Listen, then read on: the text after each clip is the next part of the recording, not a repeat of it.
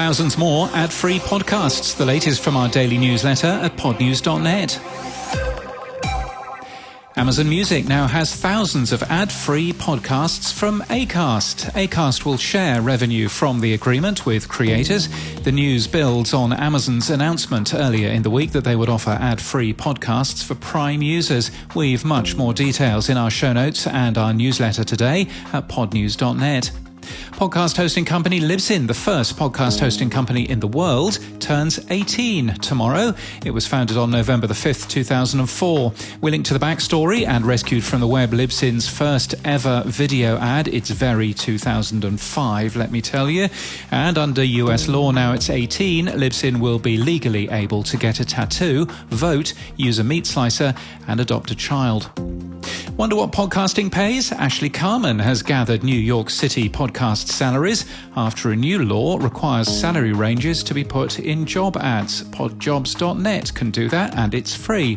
iHeartMedia reported financial results for quarter 3 22. Podcast revenue for the quarter was $91 million, up 42% year on year, representing 9.2% of the company's total revenue. The company did, though, make a loss of $310 million. It had reported a profit this time last year, but the value of its broadcast licenses fell as a result of increased interest rates. Facebook's live audio rooms feature, launched in June 2021, are to be closed by the company on December the 1st. They lasted slightly longer than podcasts on Facebook, which were pulled within 10 months of launch. HubSpot has added a number of new shows to the HubSpot podcast network, including Creative Elements. Podcast Republic, a popular Android podcast app, is now testing in beta on iOS. Padverb is a website that tracks appearances of people on podcasts. The company is working on apps and offers an interview graph connection to help with reaching guests you'd like to have on. And the finalists for the Australian Podcast Awards have been announced. The winners will be announced in Sydney on November the 21st, and we'll be there. In podcast news, Adam Curry and Dave Jones are on the last ever Podland News this week, looking back at the last 2 years of the Podcast Index and Podcasting 2.0. Adam tells Sam Sethi that it takes time for change to happen, but things like Podnews can really help. It takes time. It just takes time. But voices like yours and James's are critical in this because, you got 25, 30,000 people who are dedicated podcast professionals or very interested, and they're hearing all this, and that's a big content router for the 2.0, for anything, of course. Aussie music legends Peking Duck are to do a podcast called Peking Duck Podcast, which launches today from Listener.